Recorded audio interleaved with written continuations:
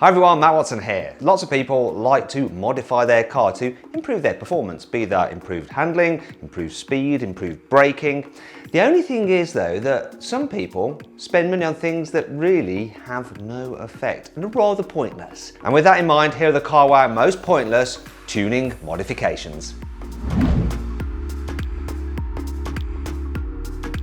Everyone thinks that big wheels mean better. That's better looks, which they sort of do, and better performance. But that's not always the case. Now, certain cars are designed to have big wheels. For instance, an Audi RS-Q8 can have wheels up to 23 inches in diameter. However, there is still a maximum for that car, which is the 23 inches. And for other cars, there is a maximum as well. If you go beyond that, you will actually raise the car's ride height slightly. Another thing you'll do is mess up the diameter of the wheel. So your gearing will be out and your speedometer will be out as well. Now the thing about bigger wheels, even those within manufacturer's guidelines, the fact is that as you increase the diameter of the rim, you therefore reduce the amount of sidewall of the tyre. So you have a low profile tyre. That means the car won't be so comfortable over bumps. Another thing about making the wheel size bigger is that it does increase your tyre size, so that means your tyres are more expensive. You will have more of a contact patch with the road because you've got more tyre on the road. The downside is though that the wheel and tyre combination gets heavier the bigger the wheel gets. And that means you've got more unsprung mass. And more unsprung mass is not a good thing because it can affect a car's handling, it can affect the feeling of the steering and the amount of communication the car gives you while you're driving. So while you may have more grip, it won't necessarily mean that the car is more fun.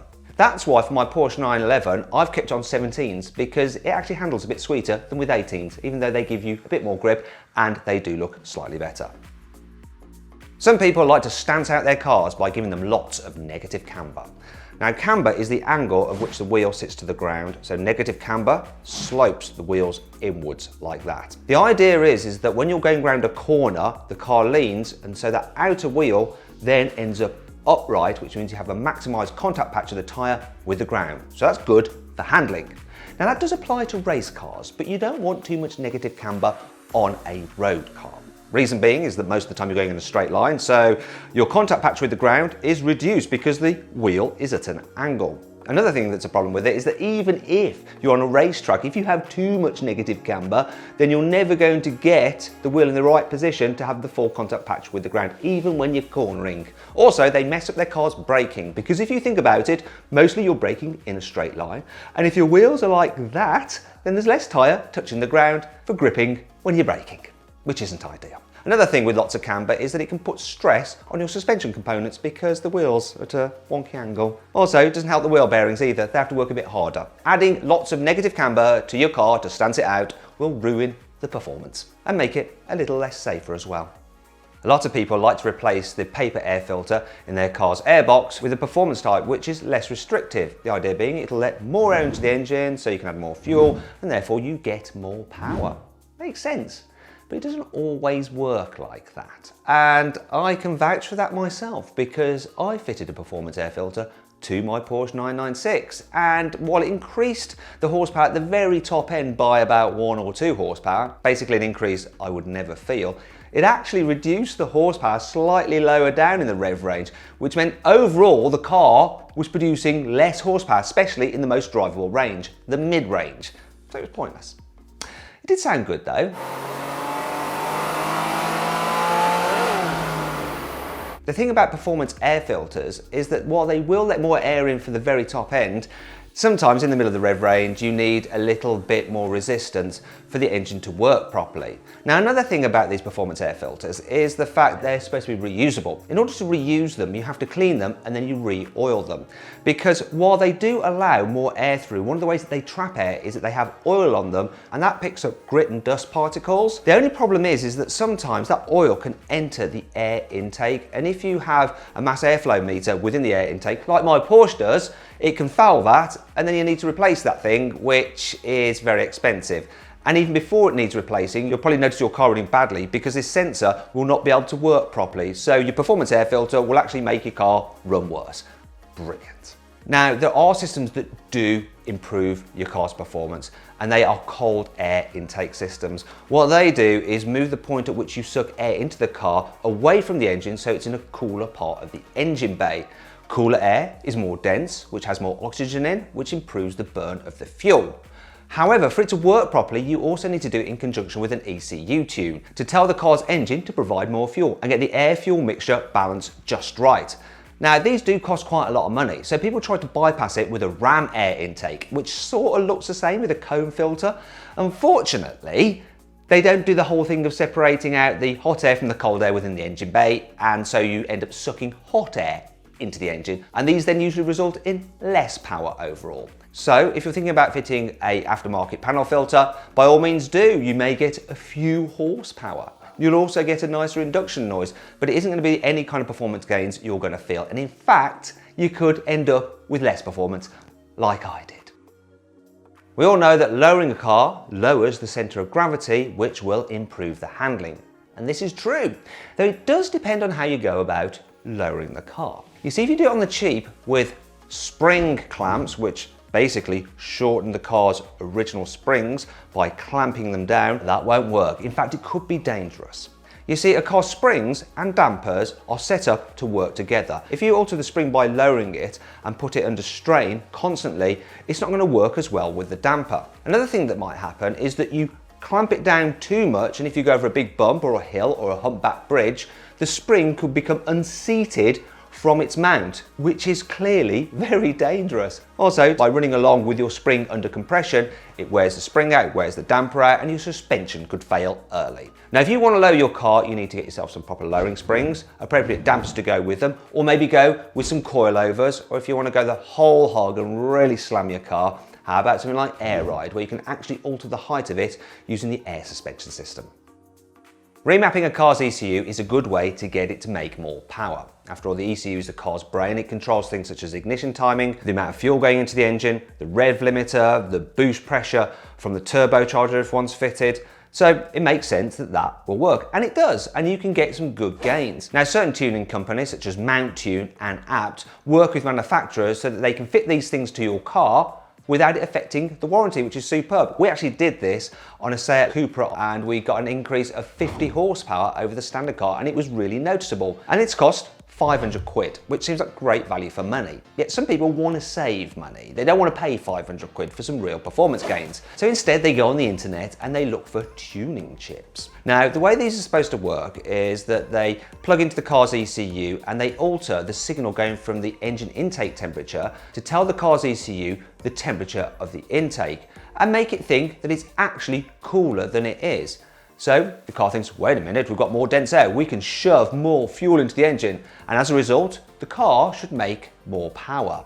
That's a theory, but it doesn't work. Part of the reason it doesn't work is that these boxes are nothing more than a placebo effect. Just a little box with a flashing LED, which you wire in, and they don't actually do anything. So at best, you're going to get no performance gains. But at worst, if you're hacking this thing into your car's wiring loom, then you could damage it. If you want to increase your performance, go for a proper ECU tune. Some people think you can improve a car's performance by fitting specialist spark plugs. Now, if your car's spark plug is failing, then the car won't run properly. That's a given. However, if it's working properly, no performance spark plug will work better than a normal spark plug. All a spark plug does is provide a spark, and if the spark is sufficient, it'll do the same job regardless of the kind of spark it produces. Simple. It just starts the process of burning the fuel. What really matters for performance is the timing of the spark and the fuel-air mixture ratio. That's it. The spark doesn't. Good aerodynamics help a car's top speed, and they also make it more stable when you're going quickly. And of course, it does improve the fuel efficiency. And sports cars have specially honed aerodynamics to help them slip through the air as well as possible, while also reducing lift so they stick to the road better for enhanced handling. However, don't go thinking that you can improve your car's handling by just bolting on a spoiler or a front splitter. It will not work. When these things are fitted by manufacturers on race cars or sporty road cars, they've undergone hundreds of hours of development in a wind tunnel to make sure they do their job properly. Some random piece of kit just bolted onto your car which you found on the internet will not help. You may think it looks faster, but it'll probably make it slower because some aftermarket wing will cause drag, so it'll be slower in a straight line. Also, it'll add weight either at the front or the back of the car, which will reduce the handling. And while you might think that these devices will produce downforce, there is a chance that they may do the opposite and increase the car's lift. Catalytic converters are fitted to cars' exhaust systems to reduce the nasty emissions coming out the tailpipe. What they essentially are a honeycomb structure which the air goes through, but as it's basically an obstruction in the exhaust, you'd think that by removing it you get freer airflow, so more air can pass through the engine, so you get more power. However, if you remove your car's catalytic converter, you'll probably get less power. Reason is that when the car is being set up by the manufacturer, it's designed to run with the catalytic converter in place, and so is accounting for the back pressure you get from that. If you remove it, that is taken away and the car probably won't run as well as it should do. However, if you've done some other performance mods, such as changed the cams or fitted a bigger turbo, removing the catalytic converter can give you some more power, but only if the car's ECU has been reprogrammed to account for that. And anyway, removing a catalytic converter on a road car is illegal, and it means it won't pass its MOT.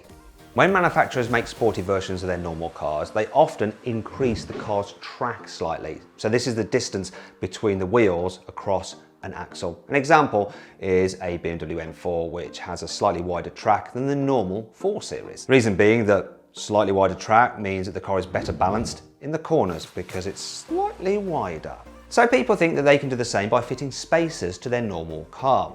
Now, you can get away with fitting spacers to cars of up to 2 centimeters. It should be fine. What it does, it pushes the wheels out and it can make the car look better, but it doesn't actually necessarily improve the handling, because when car manufacturers are working out the track width, they've done loads of maths with the steering geometry, the geometry of the suspension, and lots of other things that you and I just won't understand. And by pushing the car's wheels out, you're actually altering the geometry of the car, which can in turn make it handle worse. And if you fit oversized spacers, big ones like some people do, then you could actually make your car's handling so much worse that it's dangerous. By pushing the wheels out, you are putting more strain on the wheel bolts, which are holding the wheels on. It also puts more strain on the other suspension components as well, so it's generally not a good idea. The octane rating of a fuel tells you how much compression it can have within the engine before it pre-ignites. Now, pre-ignition is a bad thing. It will damage your engine. You want a controlled burn, which is started by the spark plug.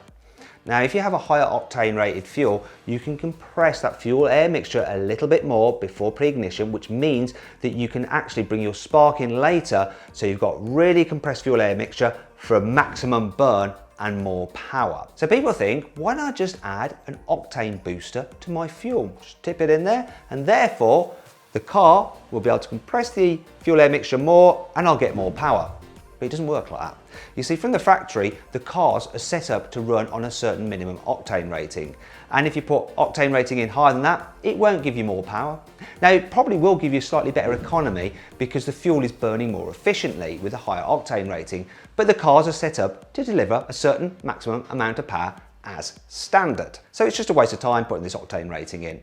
However, it isn't a waste of time if you've had your car specifically tuned to run on a higher octane rating. So using a high octane fuel can work if your car's ECU has been specifically tuned to do that, but it does mean that you are stuck to run on the higher octane fuel. And just using an octane booster to get up to that higher rate won't actually do the job either, because you can't be sure that overall you will have a sufficient octane rating from your fuel. I hope you all enjoyed the video. If you did, please give it a like. Also, let me know in the comments below if there are any mods which are a waste of time which I've missed. Also, let me know of any of the mods that I've listed in this video which you have actually mistakenly done to your car. I've done a few myself. Now, if you want to watch more videos, just click on the windows below. If you click over there, you can download the carwow app, which includes a car valuation tool where you can use your phone's camera to scan a car's number plate and it'll tell you how much that car is worth. Download it, it's completely free. Also, if you look in the carousel below the video, you'll see our new merch where you can check out some of our latest t-shirt designs.